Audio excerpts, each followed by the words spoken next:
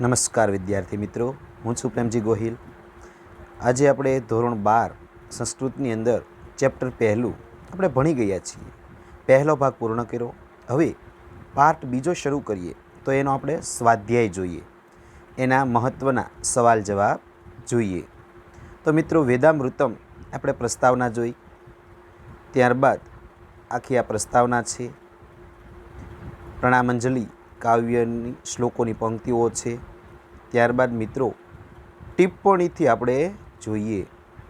ટિપ્પણી: પ્રણામ અંજલિ એટલે પ્રણામ માટે કરવામાં આવેલી અંજલિ। પ્રણામ અંજલિ એટલે પ્રણામ માટે કરવામાં આવેલી અંજલિ। પોતાના હૃદય પ્રદેશની સામે બંને હાથને જોડી મસ્તક નમાવવાની મુદ્રાને પ્રણામ અંજલિ કહેવાય।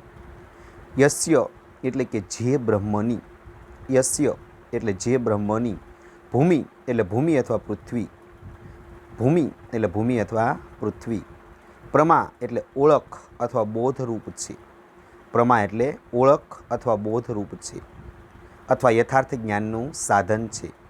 ઉત એટલે અને, ઉત એટલે અને, અંતરિક્ષમ એટલે અંતરિક્ષને, પૃથ્વી અને દ્યુલોક વચ્ચેના આકાશી ભાગને અંતરિક્ષ કહેવાય। પૃથ્વી અને દ્યુલોક, દ્યુલોક એટલે સ્વર્ગલોક, પૃથ્વી અને દ્યુલોક વચ્ચેના આકાશી ભાગને અંતરિક્ષ કહેવાય। ઉદરમ એટલે પેટ, ઉદરમ એટલે પેટ। દિવમ એટલે દ્યુલોક એટલે કે સ્વર્ગ, દિવમ એટલે દ્યુલોક એટલે કે સ્વર્ગ। યહ એટલે જેણે, યહ એટલે જેણે। મૂર્ધાનમ એટલે મસ્તક, માથાના રૂપમાં, મૂર્ધાનમ એટલે મસ્તક અથવા માથાના રૂપમાં। ચક્રે એટલે કરવું, બનાવવું, કર્યા છે અથવા બનાવ્યા છે, ચક્રે એટલે કર્યા છે અથવા બનાવ્યા છે। તે જયેષ્ઠાય, જયેષ્ઠ અથવા સૌથી મોટા એવા, જયેષ્ઠાય જયેષ્ઠ અથવા સૌથી મોટા એવા। બ્રહ્મણે એટલે બ્રહ્મને, પરમાત્માને। નમઃ અમારા નમન થાવો, નમઃ અમારા નમન થાવો, અર્થાત એટલે કે હું પ્રણમામી એટલે પ્રણામ કરું છું। ત્યારબાદ બીજા શ્લોકના શબ્દાર્થો જોઈએ।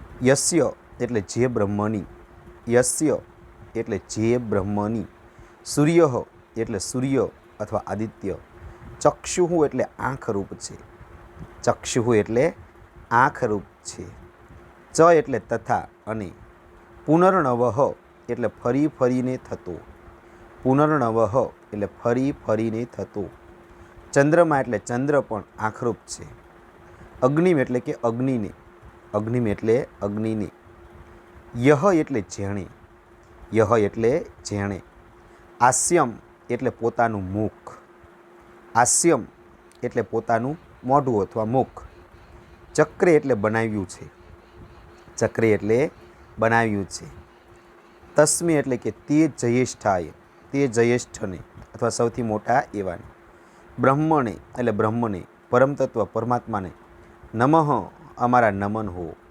નમઃ અમારા નમન હો, અર્થાત એટલે કે હું પ્રણામ કરું છું। પ્રાર્થના: પરમેશ્વરે આપેલી તમામ શક્તિને ખર્ચી નાખ્યા પછી ખૂટતી શક્તિની પ્રાપ્તિ માટે કરાતી યાચના। પ્રાર્થના: પરમેશ્વરે આપેલી તમામ શક્તિ ખર્ચી નાખ્યા પછી ખૂટતી શક્તિ માટે કરાતી યાચના। ઇન્દ્ર એટલે હે ઇન્દ્રદેવ, શ્રેષ્ઠાની અતિશય ઉત્તમ પ્રકારના, દ્રવિણાની એટલે દ્રવ્યોને, પદાર્થોને અથવા ધનને, અસ્મે એટલે અમને, ધેહી એટલે ધારણ કરાવો, ધેહી એટલે ધારણ કરાવો અથવા અમારામાં મૂકો, દક્ષસ્ય એટલે કર્મ કરવાની, દક્ષતા નિપુણતાની, ચિત્તિમ એટલે ખ્યાતિને, અસ્મે એટલે અમને, ધેહી એટલે ધારણ કરાવો, આપો અથવા અમારામાં મૂકો। સુભગત્વમ એટલે સૌભાગ્યને, સુભગત્વમ એટલે સૌભાગ્યને, સારા ધનવાનપણાને, સૌભાગ્યને અથવા સારા ધનવાનપણાને. અસ્મે એટલે અમને. દેહી એટલે ધારણ કરાવો અથવા આપો. રયિણામ એટલે તમે આપેલા ધનની અથવા સંપત્તિની. રયિણામ એટલે તમે આપેલા ધનની અથવા સંપત્તિની. પોષમ એટલે પુષ્ટિને અથવા સમૃદ્ધિને. પોષમ એટલે પુષ્ટિને અથવા સમૃદ્ધિને. અસ્મે એટલે અમને. દેહી એટલે ધારણ કરાવો અથવા આપો. તનુ નામ એટલે શરીરના અંગોની અથવા પુત્રોની. તનુ નામ એટલે શરીરના અંગોની અથવા પુત્રોની. અરિષ્ટિમ એટલે અહિંસાને. અરિષ્ટિમ એટલે અહિંસાને. અસ્મે એટલે અમને. દેહી એટલે ધારણ કરાવો અથવા આપો. વાચઃ એટલે વાણીની. વાચઃ એટલે વાણીની. સ્વાદમાનમ એટલે સ્વાદુતાને, સરસતાને. સ્વાદુતાને અથવા સરસતાને. અસ્મે એટલે અમને. દેહી એટલે ધારણ કરાવો અથવા આપો.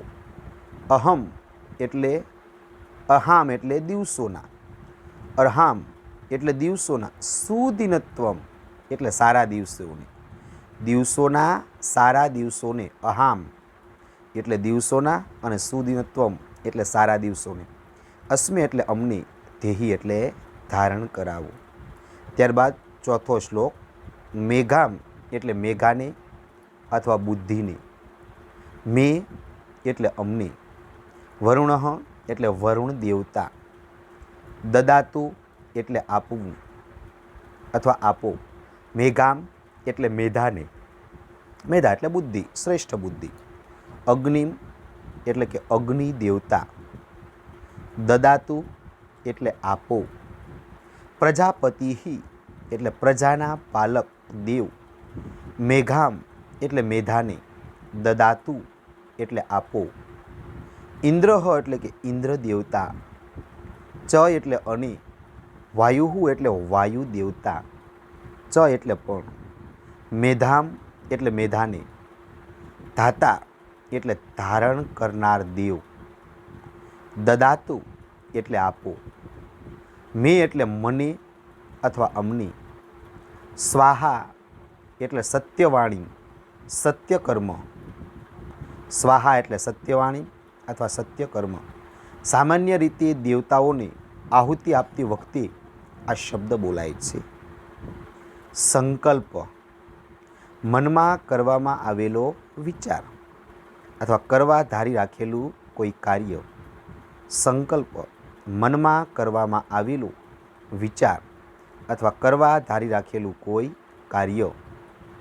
ત્યારબાદ સુસારથીહી એટલે સારો સારથી અથવા રથને ચલાવનાર. સુસારથીહી એટલે સારો સારથી અથવા રથને ચલાવનાર. સુસારથી એટલે સારો સારથી અથવા રથને ચલાવનાર. અશ્વાન એટલે રથમાં જોડાયેલા ઘોડાઓને. અશ્વાન એટલે રથમાં જોડાયેલા ઘોડાઓને. ઈવ એટલે જેમ. ઈવ એટલે જેમ. યત મનુષ્યાન મનુષ્યોને. જેમ મનુષ્યોને. નિનિયતે એટલે લઈ જાય છે. નિનિયતે એટલે લઈ જાય છે. તેમ. અભિશુભિ એટલે લગામ દ્વારા. વાજિનઃ એટલે ઘોડાઓને. ઈવ એટલે જેમ. હત પ્રતિષ્ઠમ એટલે હૃદયમાં પ્રતિષ્ઠિત થયેલું. જીરમ એટલે જીર્ણ ન થનારું એવું અથવા એકદમ યુવાન. જવિષ્ઠમ એટલે અત્યંત વેગવાળું. તત એટલે તે. મે એટલે મારું. મનઃ એટલે કે મન. શિવ સંકલ્પમ એટલે કલ્યાણકારી સંકલ્પ કરનારું. અસ્તુ એટલે થાવો. ત્યારબાદ વેદોપદેશ વેદોનો ઉપદેશ.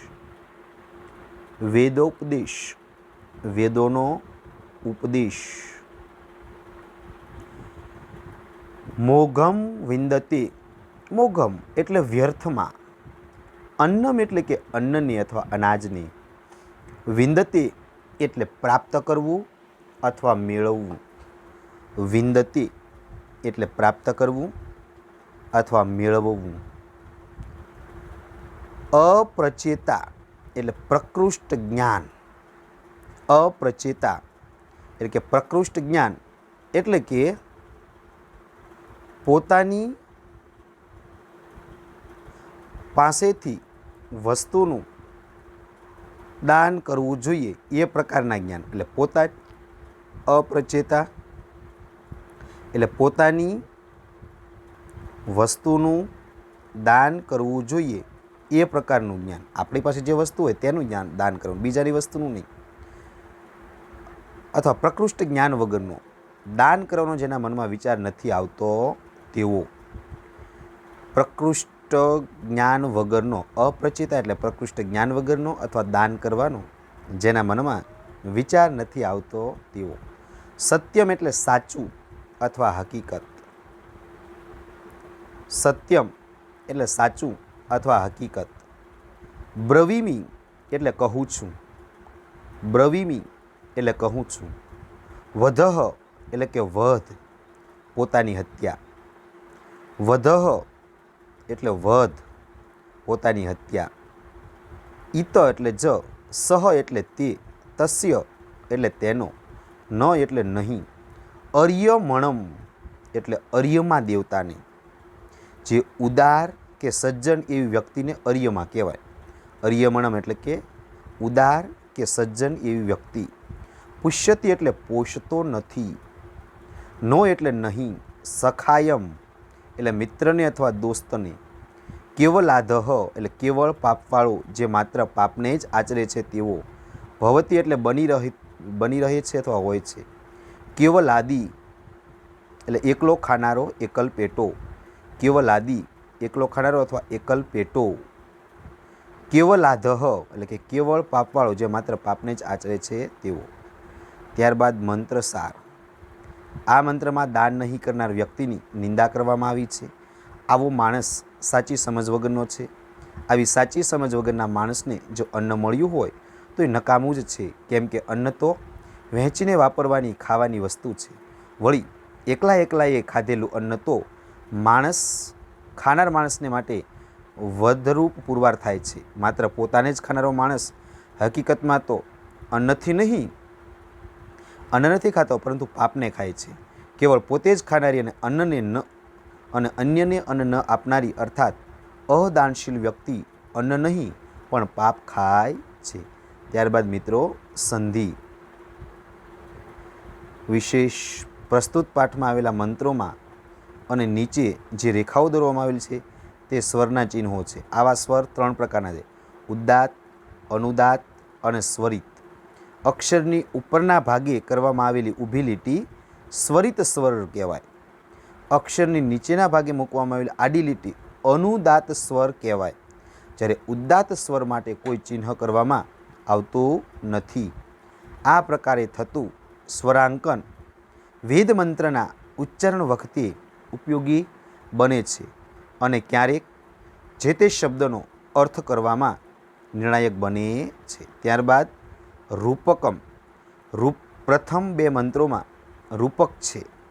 માનવ શરીરમાં જેમ માથું, આંખ, મુખ તથા ઉદર છે, તેમ આ સંસારરૂપી શરીરમાં અંતરિક્ષમ એટલે કે પૃથ્વી અને દ્યુલોક વચ્ચેનો આકાશીય ભાગ, ઉદર એટલે કે પેટ છે, દિવમ એટલે દ્યુલોક અને મૂર્ધા એટલે કે મસ્તક કે માથું છે, સૂર્ય એટલે કે સૂર્ય અને ચંદ્રમાં આંખરૂપ છે, અને અગ્નિને જેનું આસ્યમ એટલે પોતાનું મુખ બનાવ્યું, આવા જયેષ્ઠ બ્રહ્મને નમન છે.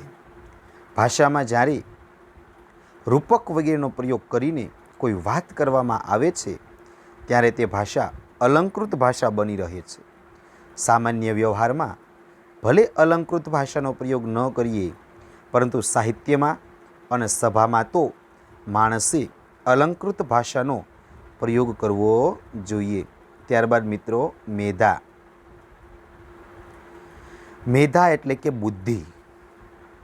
વાસ્તવમાં મેધા બુદ્ધિનો એક પ્રકાર છે, જે ધારણાવતી અર્થાત અમુક વિષય કે જ્ઞાનને ધારણ કરનારી બુદ્ધિ છે, તેને મેધા કહે છે. વિદ્યાધ્યયનની પ્રક્રિયામાં ગુરુ શિષ્યને કોઈ બાબત શીખવે છે. અહીં શીખવવાનો મતલબ ગુરુની બુદ્ધિમાં જે વાત પડી છે તે શિષ્યની બુદ્ધિમાં પહોંચે. ગુરુના વાજબી પ્રયત્નથી શિષ્યની બુદ્ધિમાં જે તે વાત પહોંચે તો છે, પણ તે ટકતી નથી, વિસ્મરણ થઈ જાય એટલે કે ભૂલાઈ જાય છે. પરંતુ જો શિષ્ય પાસે મેધા હોય તો ગુરુ પાસેથી પ્રાપ્ત કરેલું જ્ઞાન શિષ્યની બુદ્ધિમાં કાયમ માટે સ્થિર થઈ જાય છે. પ્રસ્તુત મંત્રમાં આ પ્રકારની ધારણાવતી બુદ્ધિની પ્રાર્થના કરવામાં આવી છે. ત્યારબાદ મિત્રો ત્રીજું વિવરણાત્મક નોંધ. શિવ સંકલ્પમ મનઃ. મનને એક ઇન્દ્રિય તરીકે માનવામાં આવે છે. તે જ્ઞાનેન્દ્રિય અને કર્મેન્દ્રિય એમ બંને ઇન્દ્રિયની ભૂમિકા અદા કરે છે. વળી મનને સંકલ્પ અને વિકલાત્મક તરીકે પણ ઓળખવામાં આવે છે. સંકલ્પ અને વિકલ્પ એ એક રીતે તો વિચારની દિશાઓ છે. સંકલ્પમાં જે તે કાર્યને કરવાનો દ્રઢ નિર્ધાર હોય છે અને વિકલ્પમાં કરું કે ન કરું એમ એક પ્રકારની દ્વિધા હોય છે. દ્વિધા એટલે મુશ્કેલીઓ. સંકલ્પ આવકારદાયક છે, વિકલ્પ નહીં. આવકારદાયક સંકલ્પની પણ બે દિશાઓ છે, શિવ અને અશિવ. શિવ એટલે કલ્યાણ અને અશિવ એટલે અકલ્યાણ. અહીં સંકલ્પની દિશા હંમેશા શિવની રહે છે, કલ્યાણની રહે છે તેવી કામના કરવામાં આવી છે. તે પાપકર્મ બની રહે છે. આથી માણસનું મન શિવ સંકલ્પ કરીને માણસ જે કર્મ કરે છે તે પુણ્ય કર્મ બની રહે છે. જે કર્મ કરવામાં આવે છે, જ્યારે શિવેતર સંકલ્પ કરીને જે કર્મ કરવામાં આવે છે તે પાપ કર્મ બની રહે છે. આથી માણસનું મન શિવ સંકલ્પ કરનારું બની રહે તેવી આ વેદ મંત્રમાં પ્રાર્થના છે. તો મિત્રો આ 2 માર્ક્સની અંદર વિવરણાત્મક નોંધ પૂછાય છે. ત્યારબાદ મિત્રો આપણે જોઈએ હવે સ્વાધ્યાય જે છે તે આપણે જોઈએ. તો સ્વાધ્યાયની અંદર જે શ્લોકો છે આપણે ઉપર ભાષાંતર તો સમજી જ લીધું છે, પરંતુ તેનું અનુવાદ સહ શબ્દો સહ ભાષાંતર પણ અહીં આપવામાં આવેલું છે. તો મિત્રો તે આપણે જોઈએ. ભૂમિ જેના યથાર્થ જ્ઞાનનું સાધન છે અને અંતરિક્ષ જેનું પેટ છે તથા દ્યુલોકને જેણે પોતાના મસ્તક પર ધારણ કર્યો છે તે જ્યેષ્ઠ બ્રહ્મની અમારા નમન હો. ત્યારબાદ મિત્રો બીજો શ્લોક આપણે જોઈએ. તો બીજા શ્લોકની અંદર સૂર્ય તથા વારંવાર નવીન થનારો ચંદ્રમાં જેના નેત્રો છે, જેણે અગ્નિને પોતાનું મુખ બનાવ્યું છે, તેવા જ્યેષ્ઠ બ્રહ્મને અમારા નમન હો. ત્યારબાદ મિત્રો પ્રાર્થના છે.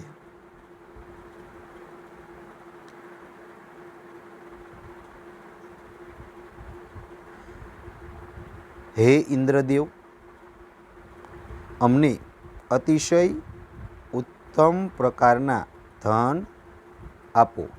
અમારામાં કર્મ નિપુણતાની પ્રસિદ્ધિ તથા સૌભાગ્યને ધારણ કરાવો. તમે આપેલા ઐશ્વર્યની વૃદ્ધિ તથા શરીરની નિરોગીતા આપો. અમને વાણીની મધુરતા આપો. તો ત્યારબાદ મિત્રો બીજો શ્લોક છે તેમાં જ વરુણદેવ. હે વરુણદેવ, હે પ્રજાપાલક અગ્નિદેવ, અમને ઉત્તમ બુદ્ધિ આપો. હે ઇન્દ્ર અને વાયુદેવ, એ ધારણ કરતા પરમાત્મા દેવ, અમને શ્રેષ્ઠ બુદ્ધિ પ્રદાન કરો. એના માટે આ આહુતિઓ સમર્પિત છે. ત્યારબાદ મિત્રો સંકલ્પ જોઈએ. સંકલ્પ તો મનની અંદર આપણે કોઈ પણ કાર્ય કરવા માટે જે વિચાર કરીએ તેને સંકલ્પ કહેવામાં આવે છે. તો એ સંકલ્પ બાદ એ શ્લોક જોઈએ. સુસારથી અશ્વાન, તો કે જેમ કુશળ સારથી ઘોડાઓને દોરે છે તેમ મન મનુષ્યોને દોરે છે. સારો સારથી જેમ લગામોથી ઘોડાઓને કાબૂમાં રાખે છે તેમ મન મનુષ્યોને અથવા પ્રાણીઓને અંકુશમાં રાખે છે. હૃદયમાં રહેલું જે સર્વદા યુવાન છે, અતિશય વેગવાન છે, તે મારું મન શુભ સંકલ્પોવાળું થવું. ત્યારબાદ મિત્રો વેદોપદેશ, વેદોનો ઉપદેશ. વેદોપદેશ જે છે તેની અંદર શ્લોક જોઈએ.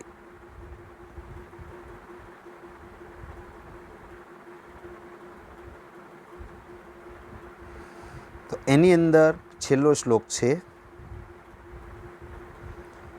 પ્રકૃષ્ટ જ્ઞાન વગરનો, દાન કરવાનો જેના મનમાં વિચાર નથી આવતો તેઓ અન્નને નિરર્થક પ્રાપ્ત કરે છે.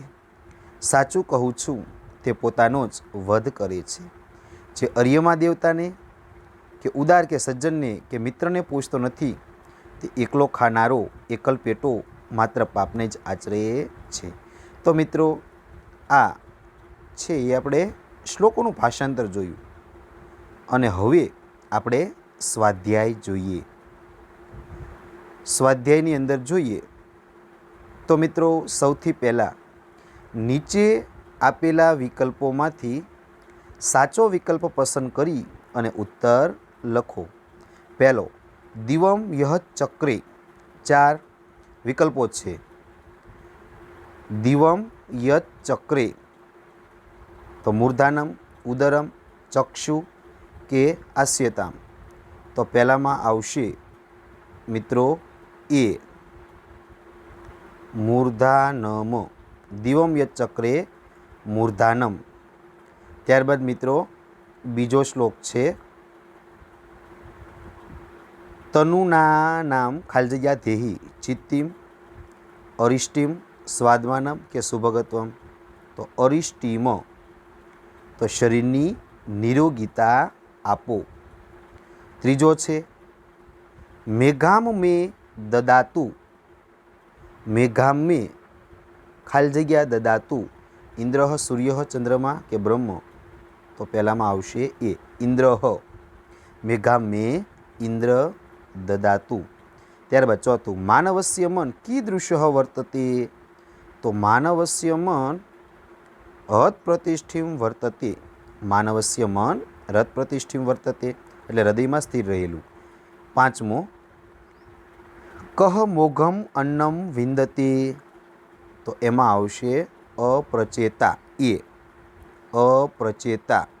કહ મોઘમ અન્નમ વિંદતે, તો એ અપ્રચેતા. છઠ્ઠું, બ્રહ્મણઃ પ્રમા કા અસ્તિ. તો બ્રહ્મની પ્રમા એટલે યથાર્થ જ્ઞાનની ઓળખ શું છે? તો ભૂમિ. બ્રહ્મન પ્રમા એટલે યથાર્થ જ્ઞાનનું સાધન અથવા ઓળખ, તો ભૂમિ. અગ્નિમ યહ ચક્રે ખાલી જગ્યા. તો અગ્નિને જેણે શું બનાવ્યું છે? તો કે આસ્યમ એટલે પોતાનું મુખ. અગ્નિને જેણે પોતાનું મુખ બનાવ્યું છે. ઇન્દ્ર અસ્મે ખાલી જગ્યા પોષમ ધેહી. તો એમાં આવશે રયિણામ સી, કે હે ઇન્દ્રદેવ અમને રયિણામ એટલે ધનની સંપત્તિ આપો, અમને અતિશય ઉત્તમ પ્રકારના ધન આપો, ધનની સમૃદ્ધિ આપો. નવમું, સુસારથી અશ્વાન કીદૃશ્યમ નેનિયતે. સારો સારથી ઘોડાઓને કઈ રીતે લઈ જાય છે? શેના દ્વારા લઈ જાય છે? તો અભિશુભી એટલે લગામો દ્વારા. અભિશુભી એટલે લગામો દ્વારા. અને 10મું, કહ કેવલાદો ભવતી. કોણ પાપી બને છે? તો કે કેવલાદો. કેવલાદી એટલે કે એકલો ખાનારો. કેવો માણસ પાપી બને છે? તો કે કેવલાદી, માત્ર એકલો ખાનારો પાપને આચરે છે. તો મિત્રો આપણે વિકલ્પો જોયા. હવે ત્યારબાદ પ્રશ્ન બીજો, નીચેના પ્રશ્નોના ગુજરાતી ભાષામાં ઉત્તર લખો. નીચેના પ્રશ્નોના ગુજરાતી ભાષામાં ઉત્તર લખો. જયેષ્ઠ બ્રહ્મનું માથું અને ઉદર કોને કહ્યું છે? શ્રેષ્ઠ પરમ તત્વને નમસ્કાર કરતા ઋષિએ ધ્યુલોકને જ્યેષ્ઠ બ્રહ્મનું માથું અને અંતરિક્ષ તેમનું ઉદર કહ્યું છે. બીજો પ્રશ્ન મિત્રો જોઈએ તો મેઘા આપવા માટે કયા કયા દેવોને પ્રાર્થના કરવામાં આવી છે? તો મેઘા એટલે કે શુદ્ધ બુદ્ધિ.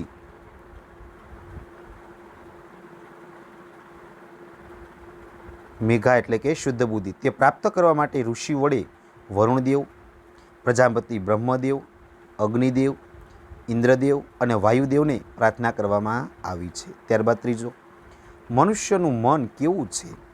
તો મનુષ્યનું મન જીર્ણ ન થનારું, અત્યંત વેગવાળું છે. ચોથું, અપ્રચેતા કોણ છે? અપ્રચેતા એટલે સાચી સમજ વિનાનો, જેના મનમાં દાન કરવાનો વિચાર આવતો નથી તે. અપ્રચેતા એટલે સાચી સમજ વિનાનો, જેના મનમાં દાન કરવાનો વિચાર આવતો નથી તે. પાંચમો પ્રશ્ન, એકલો ખાનાર શું ખાય છે? શા માટે? એકલો ખાનાર અન્ન નહીં પણ પાપ ખાય છે, કારણ કે તે અન્ન તો વહેંચીને વાપરવાની ખાવાની વસ્તુ છે. જ્યેષ્ઠ બ્રહ્મના નેત્રો કોને કહ્યા છે? સૂર્ય અને ચંદ્રને જ્યેષ્ઠ બ્રહ્મના નેત્રો કહ્યા છે. ઋષિ ઇન્દ્રદેવને શું ધારણા કરવાની પ્રાર્થના કરે છે?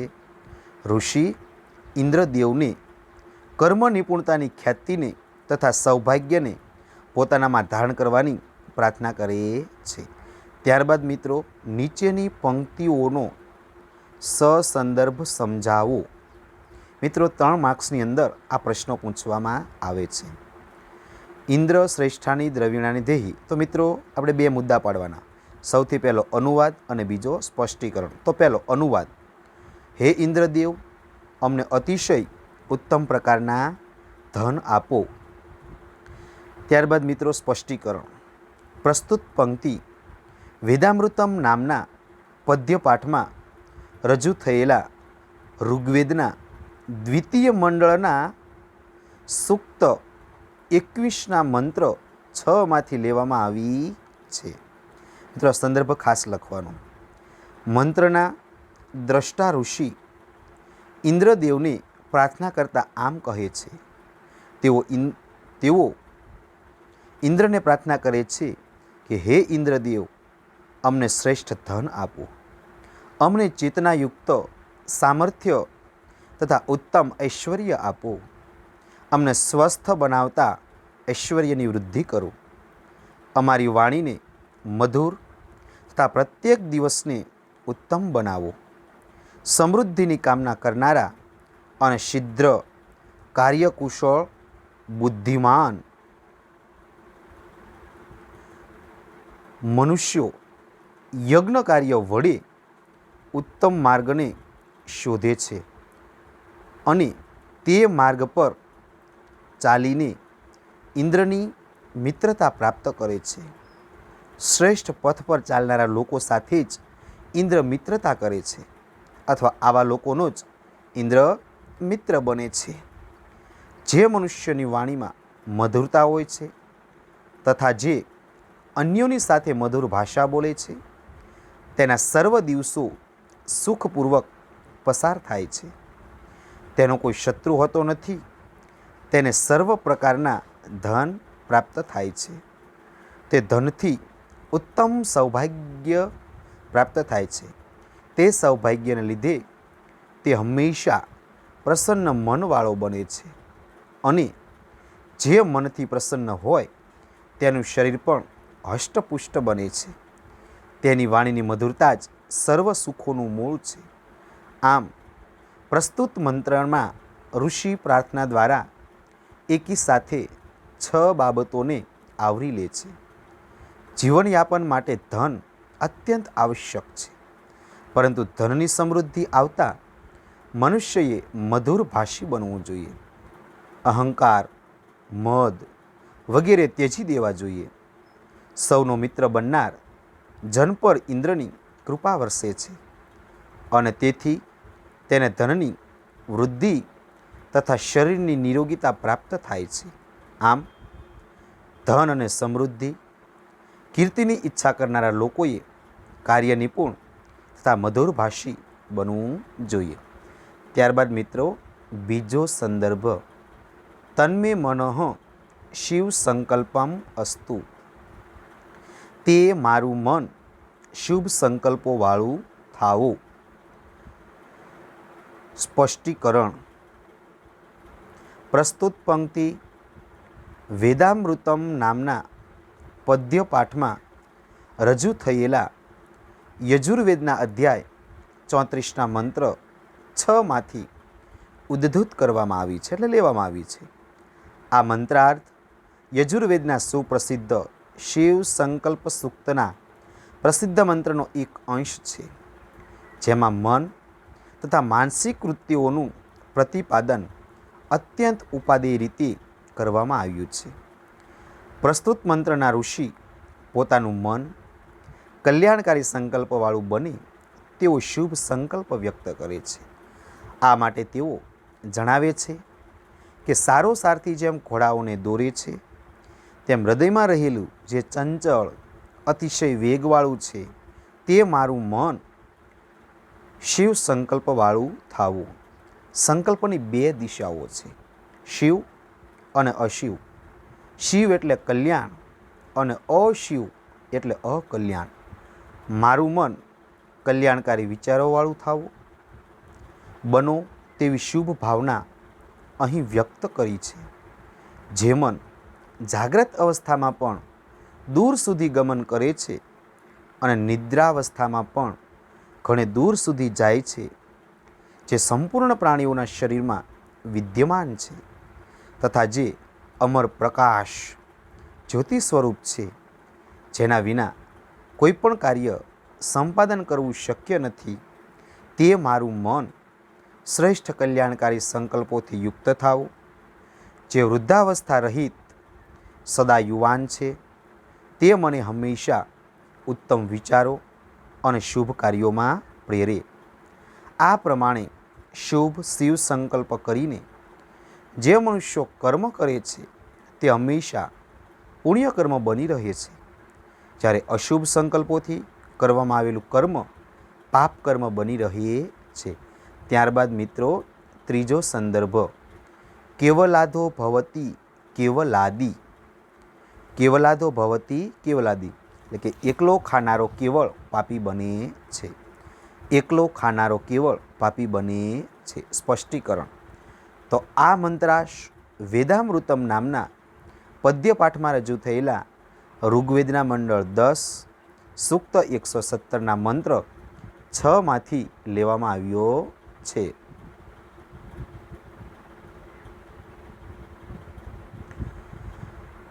આ મંત્ર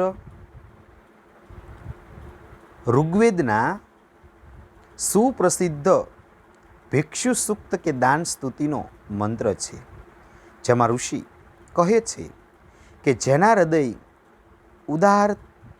ઉદારતા રહિત સંકુચિત છે, એનું અન્ન ધન મેળવવું નિરર્થક છે.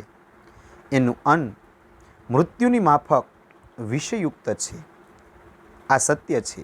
જે દેવોને ભવિષ્યાન્ન અર્પણ કરતો નથી, ભાઈ ભાડું કે મિત્રોને આપતો નથી અને જે પોતે જ ખાય છે તે માત્ર પાપાન્નને જ ગ્રહણ કરે છે. અહીં દાન ન કરનારની નિંદા કરતા ઋષિ જણાવે છે કે દાન આપવું જોઈએ એવી જેનામાં સમજ નથી, એવા માનવને જો અન્ન કે ધન મળ્યું હોય તો એ વ્યર્થ જ છે. કારણ કે અન્ન તો વહેંચીને વાપરવાની ખાવાની વસ્તુ છે. વળી એકલા એકલાએ ખાધેલું અન્ન તો ખાનાર માટે વધરૂપ સાબિત થાય છે. માત્ર પોતે જ ખાનારો માણસ વાસ્તવમાં તો અન્ન ખાતો નથી, પરંતુ પાપને જ ખાય છે. આ અંતિમ ચરણ સુપ્રસિદ્ધ સુભાષિત રૂપ છે. અહીં ભિક્ષુ કવિ દાન આપવાના બે તથ્યો રજૂ કરે છે.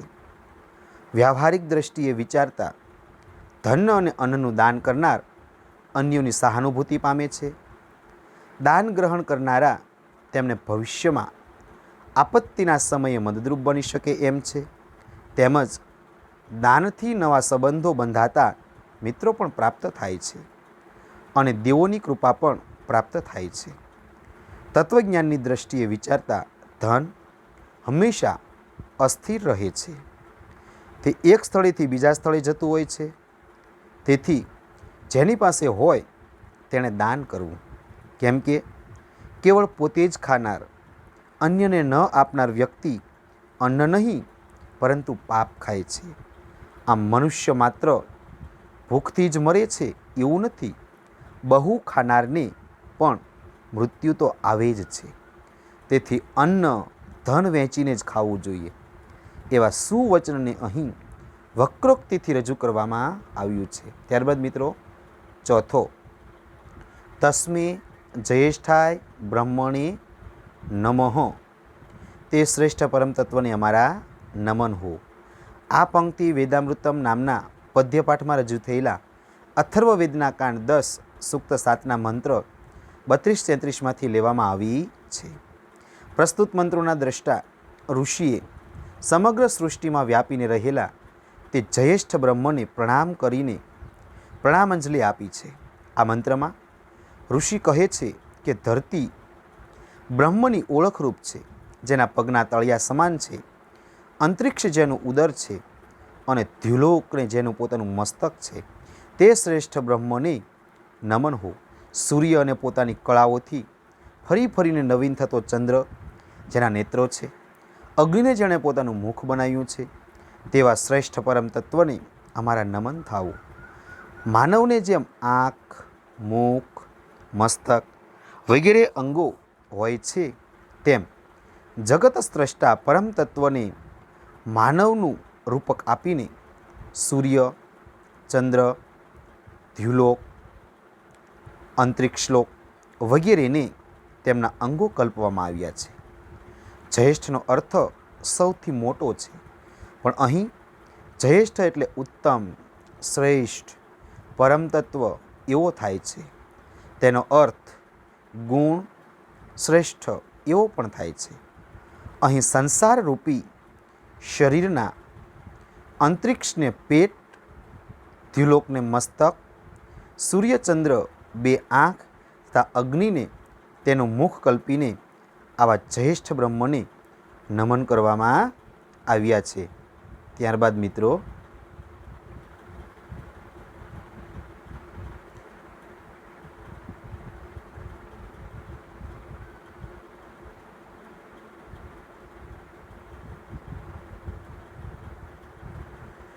પ્રશ્ન 4, વિવરણાત્મક નોંધ લખો. પ્રશ્ન 4, વિવરણાત્મક નોંધ લખો. જયેષ્ઠ બ્રહ્મ. સામાન્ય રીતે જયેષ્ઠનો પ્રચલિત અર્થ, મિત્રો આ વિવરણાત્મક નોંધ 2 માર્ક્સની અંદર પૂછાશે. સામાન્ય રીતે જયેષ્ઠનો પ્રચલિત અર્થ વય, ઉંમરમાં મોટો એવો માનવામાં આવે છે, પરંતુ એનો એક અર્થ ગુણ શ્રેષ્ઠ પણ થાય છે.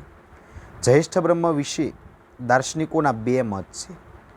એક માન્યતા અનુસાર જયેષ્ઠોમાં સૌથી મોટો છે જે તે જયેષ્ઠ બ્રહ્મ જ છે. બીજા તેનાથી કનિષ્ઠ અર્થાત નાના છે. જ્યારે બીજી માન્યતા વેદાંતના અપર બ્રહ્મ અને પરબ્રહ્મ સમાન છે. અહીં જયેષ્ઠ બ્રહ્મને માનવ શરીરનું રૂપક આપવામાં આવ્યું છે. જેમ મનુષ્ય શરીરમાં માથું, આંખ, મુખ તથા ઉદર છે, તેમાં સમગ્ર સૃષ્ટિરૂપી શરીરમાં અંતરિક્ષ જેનું ઉદર છે, દ્યુલોક મસ્તક છે, સૂર્ય અને ચંદ્ર નેત્ર સ્વરૂપ છે તથા અગ્નિ જેનું મુખ છે, તેવા પરમ તત્વને કલ્પવામાં આવ્યા છે. બ્રહ્મ શબ્દ અનેક અર્થમાં પ્રયોજાય છે. જેમ કે અયમ આત્મા બ્રહ્મ અહમ બ્રહ્માસ્મિ અપોવે બ્રહ્મા ઉપરાંત બ્રહ્મકર્મ અર્થાત યજ્ઞ તથા બ્રહ્મજ્ઞાન અર્થાત વેદ, બ્રહ્મ વર્ચસ વગેરે. આમ આ અપર બ્રહ્મ સૃષ્ટિનો ઉદ્ભવ, પાલન અને સંહાર કરનાર છે. પરંતુ અંતરિક્ષમાં જ્યાં સૃષ્ટિ થઈ જ નથી ત્યાં તે પરમ કે શ્રેષ્ઠ બ્રહ્મ જ છે એવી વિદ્વદજનોની ધારણા છે. કોઈપણ ભાષામાં જ્યારે રૂપક પ્રયોજવામાં આવે ત્યારે તે ભાષા અલંકૃત બની જાય છે તથા સભામાં તો લોકોએ અલંકૃત વાણી જ પ્રયોજવી જોઈએ. ત્યારબાદ મિત્રો બીજી ટૂંકનોંધ મેધા. મેધા એટલે કે ધારણાત્મક શક્તિ, બુદ્ધિ. મેધા બુદ્ધિનો એક પ્રકાર છે. જે ધારણ કરનારી એટલે કે અમુક વિષય કે જ્ઞાનને ધારણ કરનાર બુદ્ધિ છે તેને મેધા કહેવામાં આવે છે. સ્મરણરૂપી બુદ્ધિની ધારણા શક્તિ મેધા છે. વાંચો. ધીરધારણાવતી મેધા, શુદ્ધ બુદ્ધિ જેના પર કામ, ક્રોધ, લોભ વગેરે વિકારોની અસર થતી નથી. તે માત્ર જ્ઞાનનું કાર્ય કરનારી સ્વચ્છ બુદ્ધિ છે. અધ્યાપન કાર્ય વખતે ગુરુ શિષ્યને જે શીખવે છે તે જ્ઞાન શિષ્યના મનમાં સ્થિર થાય તે માટે ગુરુના ઉચિત પ્રયાસોથી તે શિષ્યની બુદ્ધિમાં સ્થિર થાય છે. પણ કેટલાક સમય પછી તેનું વિસ્મરણ થઈ જાય. પરંતુ જો શિષ્ય પાસે મેધા હોય તો ગુરુ પાસેથી મેળવેલું જ્ઞાન તેની બુદ્ધિમાં હંમેશ માટે સ્થિર થઈ જાય છે. ત્રીજું મન. મનને એકાદશ ઇન્દ્રિય રૂપે ઓળખવામાં આવે છે. એકાદશ એટલે 11મી. તે જ્ઞાનેન્દ્રિય અને કર્મેન્દ્રિય એમ બંને રીતે કાર્ય કરતું હોવાથી તેને ઉભયેન્દ્રિય એટલે બંને પ્રકારની ઇન્દ્રિય કહેવામાં આવે છે. સંકલ્પ અને વિકલ્પ એ મનોવિચારની દિશાઓ છે, અવસ્થાઓ છે. સંકલ્પમાં જે તે કાર્યને કરવાનો દ્રઢ નિશ્ચય હોય છે, જ્યારે વિકલ્પમાં આ કાર્ય કરું કે ન કરું એમ એક પ્રકારની દ્વિધા હોય છે. સંકલ્પ આવકારદાયક છે, વિકલ્પ નહીં. આવકારદાયક સંકલ્પ પણ દ્વિવિધ હોય છે, કલ્યાણકારક અને અકલ્યાણકારક. મનુષ્ય સંકલ્પનો પ્રકાર હંમેશા કલ્યાણકારી રહે તેવી ઈચ્છા કરવાની હોય છે. આમ મનની અતિશય વેગવાન અને ચંચળ વૃત્તિઓ પર અંકુશ પ્રાપ્ત કરીને શિવ સંકલ્પ વડે જે માનવ કર્મ કરે છે તે પુણ્ય કાર્ય ધર્મ કાર્ય બને છે. ત્યારબાદ મિત્રો તથા અશિવ સંકલ્પ વડે કરવામાં આવેલું કાર્ય પાપ કર્મ બને છે. તેથી મનુષ્યનું મન સર્વદા શુભ સંકલ્પોવાળું, વિચારોવાળું બની રહે તે અત્યંત આવશ્યક છે. આ સંશયાત્મક અંતઃકરણ વૃત્તિ જ મન છે. માટે તેને સંકલ્પ અને વિકલ્પાત્મક રૂપે પણ ઓળખવામાં આવે છે. વાંચો. મનો નામ સંકલ્પા વિકલ્પાત્મિકાંતઃકરણ વૃત્તિ. ત્યારબાદ મિત્રો 5મો પ્રશ્ન. નીચે આપેલા મંત્ર પૂર્ણ કરો એટલે શ્લોકની પૂર્તિ કરો. મેઘામ મે વરુણો ખાલી જગ્યા મેં સ્વાહા. તો મેઘામ મે વરુણો દદાતુ મેઘામ અગ્નિમ પ્રજાપતિ મેઘામ ઇન્દ્રઃ ચ વાયુઃ ચ મેઘામ ધાતા દદાતુ મે સ્વાહા. સુસારથી અશ્વાની ઇવ ખાલી જગ્યા સંકલ્પમ અસ્તુ.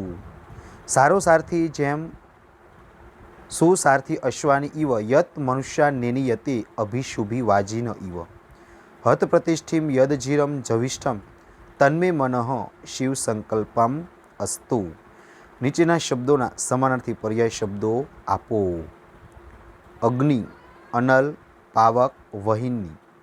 ભૂમિ એટલે ધરતી, પૃથ્વી, ધરા, મેદિની અને ઉર્વી. સૂર્ય, આદિત્ય, ભાનુ, ભાસ્કર, રવિ, માર્તાંડ, દિવાકર. ચંદ્રમા એટલે ઇન્દુ, શશાંક, શીતાંશુ અને નિશાકર. વાચ, ગિરા, ભારતી, સરસ્વતી, વાણી. અરિષ્ટિમ શુભગત્વમ, અહિંસામ, શુભઃ, અરોગમ. સ્વાદમાનમ સ્વાદિષ્ટમ, સુસ્વાદુતા, માધુર્ય, મધુર, સુંદર. દિવમ ત્રિવિષ્ટપમ, દ્યુલોકઃ, તનુઃ, દેહ, વપુ, કાયઃ એટલે કે શરીર, મેઘા એટલે બુદ્ધિ, મતિહિ અને પ્રજ્ઞા, મોઘમ એટલે વ્યર્થ, અર્થવિહીન, નિરર્થકમ, વૃથા, અશ્વ એટલે વાજી, તુરંગ, ઘોટક એટલે કે ઘોડો. નીચેના વિકલ્પોમાંથી પ્રશ્નોના ઉત્તર સંસ્કૃતમાં આપો. કહ પુનર્નવ ભવતી સૂર્ય ચંદ્રમા, તો ચંદ્રમા પુનર્નવ ભવતી. રાયઃ પોષમ કહ વદતી, તો ઇન્દ્ર રાયમ પોષમ દદાતિ. રાયઃ સુસારથી મનુષ્યાન કિમિવ નેનીયતે, સુસારથી મનુષ્યાન અશ્વાન ઇવ નેનીયતે. ત્યારબાદ મિત્રો વિશેષ વધારાની પણ ટૂંક નોંધો છે, એ તમે માત્ર જોઈ લો. વિવરણાત્મક નોંધ: રૂપકમ છે, ઇન્દ્ર છે, અગ્નિ છે, ધાતા અને અપ્રચેતા. રૂપક પ્રથમ બે મંત્રોમાં રૂપક છે. જ્યારે કોઈ પણ પદાર્થ કે બાબતનું વર્ણન અથવા પ્રકટીકરણ કરવામાં આવે ત્યારે તેને રૂપક કહેવામાં આવે. રૂપકનો એક અર્થ નાટક પણ થાય છે. તેમજ રૂપક અલંકારનો પણ એક પ્રકાર છે. માનવ શરીરમાં જેમ મસ્તક, આંખો, મુખ તથા ઉદર વગેરે અંગો હોય છે, તેમ અંતરિક્ષને તેનું ઉદર, દ્યુલોકને મસ્તક, સૂર્ય અને ચંદ્રને આંખો તથા અગ્નિને તેનું મુખ કલ્પીને સર્વને વ્યાપીને રહેલા પરમ તત્વને આ માનવ શરીરરૂપી અંગોનું રૂપક કરવામાં આવ્યું છે. બ્રહ્મન એટલે પરમ શ્રેષ્ઠ આત્મા. શાસ્ત્રો પ્રમાણે બ્રહ્મ આ દ્રશ્યમાન જગતનું કારણ છે, વિશ્વનું મૂળ તત્વ છે. જ્યારે આ સૃષ્ટિમાં કંઈ નહોતું ત્યારે તે સર્વશ્રેષ્ઠ બ્રહ્મ હતું. ભાષામાં કેટલીક વાર આ પ્રમાણે રૂપકનો પ્રયોગ કરીને તેને અલંકૃત શૈલીમાં વર્ણવવામાં આવે છે.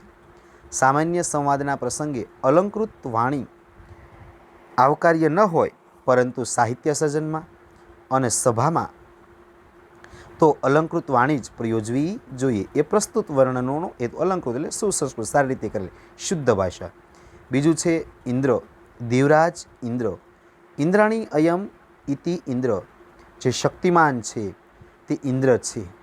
100 અશ્વમેઘ યજ્ઞ કરીને ઇન્દ્રપદની પ્રાપ્તિ કરી શકાય છે. આથી ઇન્દ્રને શતક્રતુ પણ કહે છે. શતક્રતુ એટલે 100 અશ્વમેઘ. ઇન્દ્ર સ્વર્ગની અમરાવતીમાં દેવોના રાજા તરીકે રાજ્ય કરે છે. તે ઉગ્ર તપસ્યા કરતા ઋષિમુનિઓના ઇન્દ્રપદ ન મેળવી શકે તે માટે તેમને સાધનામાંથી વિચલિત કરવા દેવાંગનાઓ અપ્સરાઓને મોકલે છે. તે પર્જન્યનો દેવ હોવાથી વર્ષા એટલે કે વરસાદ કરે છે અને સર્વ પ્રાણીઓ તેમજ વનસ્પતિઓને પોષે છે. તેનું અમોધ અસ્ત્ર છે વજ્ર. વજ્ર વડે તે પર્વતોની પાંખો તોડી નાખે છે અને વૃષ્ટિ એટલે કે વરસાદને રોકી રાખનાર મેઘોનો નાશ કરે છે. એટલે તેને વૃતહા, નમુચિહંતા, વજ્રબાહુ વગેરે નામોથી પણ ઓળખવામાં આવે છે. ભગવાન વિષ્ણુને ઇન્દ્રના નાના ભાઈ કહ્યા છે. ત્યારબાદ અગ્નિ.